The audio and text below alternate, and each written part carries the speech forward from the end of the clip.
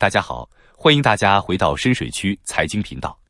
近期，桥水基金创始人达利欧在接受 Bloomberg TV 采访时表示，当前 AI 投资狂潮已经显现出典型泡沫特征，与2000年互联网泡沫时期存在明显相似之处。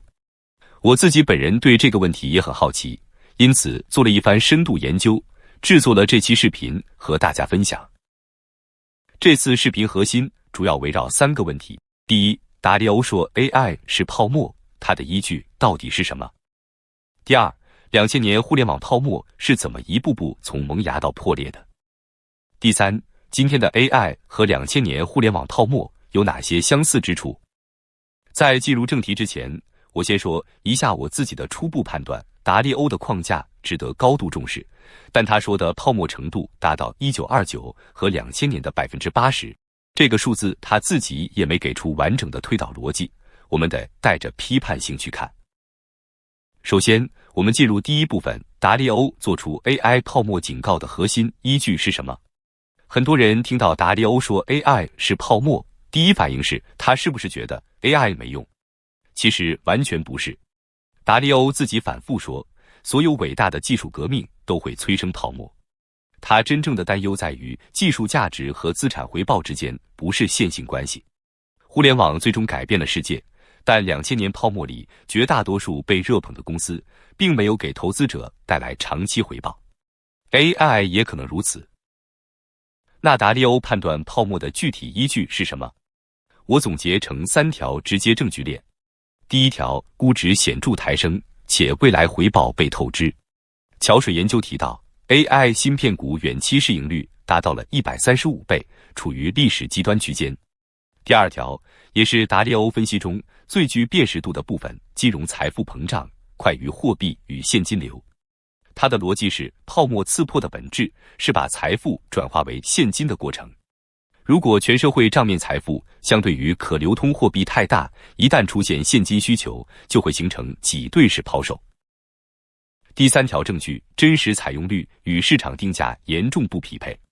桥水援引美国人口普查局数据指出，不到20%的美国公司报告在任何业务功能中使用 AI， 这与资本市场给出的 AI 将迅速普及到几乎所有行业的隐含定价之间存在明显错位。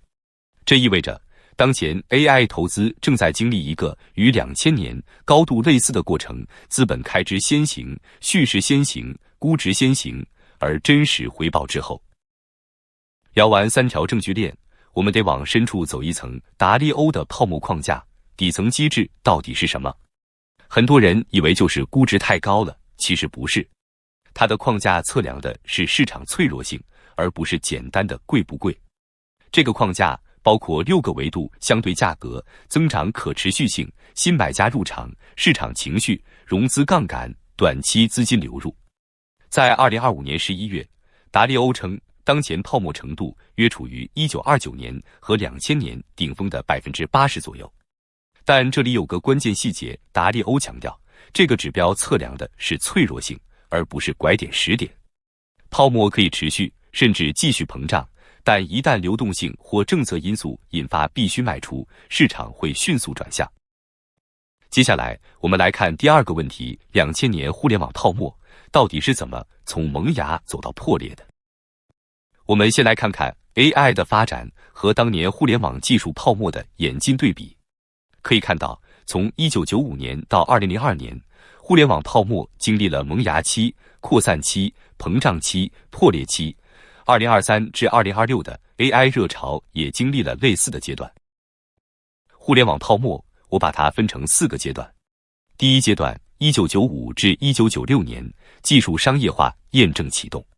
起点是1995年8月9日网景 Netscape 的 IPO， 这家公司尚未盈利，以$28发行，开盘即标至$71。这件事让市场首次相信新经济公司的估值可以脱离传统盈利框架。从这个阶段看，市场并非完全非理性，它是在为一项真实发生的技术革命定价。对应到现在，2023年是 AI 的 Netscape 时刻， ChatGPT 发布让市场相信 AI 可以改变一切，但2026年中，我们更像是1996年的尾巴，技术方向已确认，但估值开始脱离基本面。第二阶段，1997至1998年，流动性宽松与商业模式扩展。1997年亚马逊 IPO，1996年雅虎 IPO， 意味着互联网从浏览入口扩展到交易变现。这个阶段，市场认知开始变化，投资者不再只是为互联网企业估值，而是开始为互联网世界所需的一切基础设施估值。对应到现在，云厂商的资本开支从2024年的约2260至2510亿美元，跳到2026年指引的6600至7250亿美元量级。这个加速度和1998年电信运营商疯狂铺光纤的逻辑高度相似。第三阶段，1999年到2000年3月，基础设施成为主战场，泡沫全面膨胀。纳斯达克在1999年涨幅高达 85.6%，2000年3月10日盘中触及历史峰值 5132.52 点。这个阶段，市场普遍认为未来互联网流量会指数级爆发，于是资本集中涌入通信设备、光纤、路由器、服务器公司。思科最具代表性，营收从1996年的 40.96 亿美元增长至2000年的 189.28 亿美元。但2000年市场给出的市盈率约201倍，对应到现在，英伟达是不是今天的思科？英伟达的营收和利润是真实的，这点比当年的思科更扎实。但问题是，市场是不是已经把未来几年的增长都一次性计入了？第四阶段，2000至2002年，流动性拐点，订单崩塌触发系统出清。2000年后，美联储加息累积效应显现。联邦基金利率升至 6.5%， 与此同时，基础设施订单开始正轨，光纤铺设超过1亿公里，但真实利用率只有 5% 至 10%， 大量光缆闲置形成暗光纤。思科库存一度暴涨，最终销毁22亿美元硬件库存。纳斯达克从2000年高点到2002年末，指数跌至1335点，较峰值最大跌幅超过3%。这里最重要的历史结论是，互联网叙事是对的，但大部分被高估的资产是错的。基础设施泡沫往往先于应用繁荣。复盘完2000年，我们现在进入最核心的部分，当前 AI 发展和2000年互联网泡沫有哪些相似和不同？先说相似点，最核心的相似是仍然是先炒基础设施，再等应用兑现。当前 AI 周期中，最先受益的是卖产子环节、芯片、算力和上游基础设施。英伟达就是典型代表，其营业收入从2023财年的 269.74 亿美元增长到2026财年的 2159.38 亿美元。但与此同时，四大云厂商资本开支呈现出互联网后期光纤投资式的加速特征。2026年指引已提升到6600至7250亿美元量级。这与2000年电信运营商疯狂铺光纤的逻辑高度相似。再说不同点，这是当前 AI 周期与2000年最关键的差异。今天的龙头盈利与现金流显著强于2000年。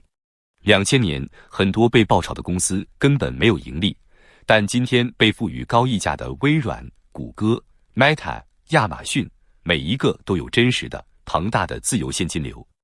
这意味着本轮风险更可能体现为回报率下降和估值压缩，而不是普遍破产清算。但这里我要插入一个批判性判断，这并不意味着没风险。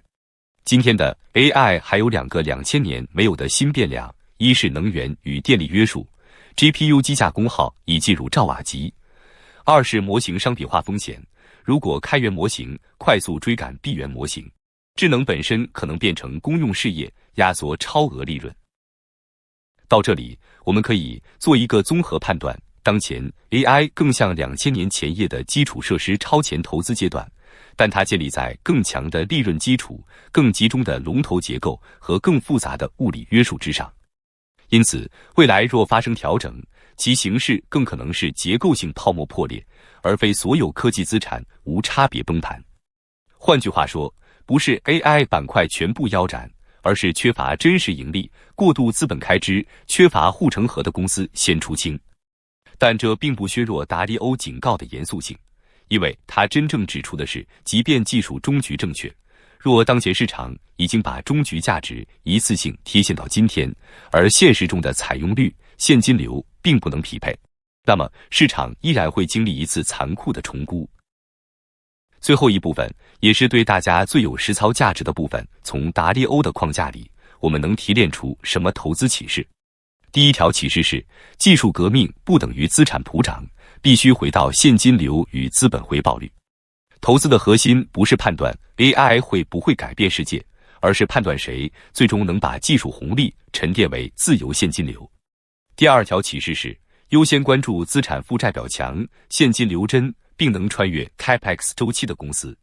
今天与2000年最大的区别是，主导投资的是微软、谷歌、亚马逊、Meta 等现金流极强的巨头。第三条启示是，真正危险的不是高估值本身，而是高估值加高集中度加高预期的组合。当前标普500前10大权重股占比接近 35%， 而2000年约为 25%。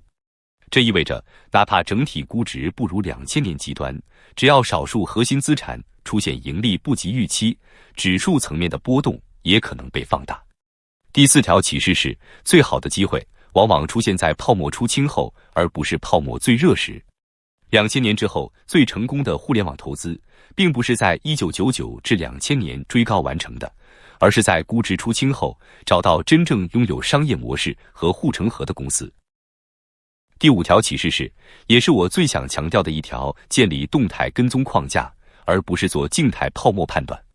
单纯判断有没有泡沫意义有限，更重要的是跟踪泡沫何时转化为下跌。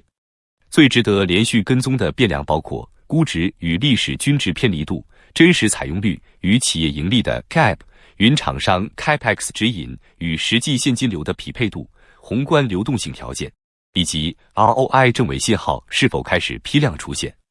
这意味着，当前阶段更重要的可能不是 all in AI， 而是构建观察清单和风控框架，等待市场重新给出合理的风险补偿。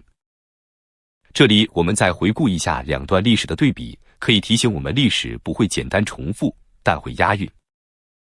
最后给这期视频做一个总结了。最准确的表述不是现在就是2000年，也不是现在完全不是泡沫，而是当前 AI 更像2000年前夜的基础设施超前投资阶段，但它建立在更强的利润基础、更集中的龙头结构和更复杂的物理约束之上。这期视频的底层逻辑其实和达利欧一直强调的原则是一致的，要将你付出的价格和你最终得到的价值分开看。AI 的技术价值是长期的，但你现在支付的价格是你自己的机会成本。这也是投资上最应警惕的错觉，把技术正确误认为持有任何相关资产都正确。历史从来不是这样运行的，互联网不是， AI 大概率也不会是。我的判断是 AI 会改变世界，但改变世界和公司给你赚钱是两回事。达利欧的警告不是让你清仓 AI， 而是让你想清楚你持有的资产到底是在车上还是在站台上。至于结论大家认可与否，欢迎在评论区和我探讨。最后，如果你觉得这期视频对你理解 AI 泡沫有帮助，欢迎点赞、订阅、打开小铃铛。今天的分享就到这里，感谢大家的订阅和支持，我们下期再见。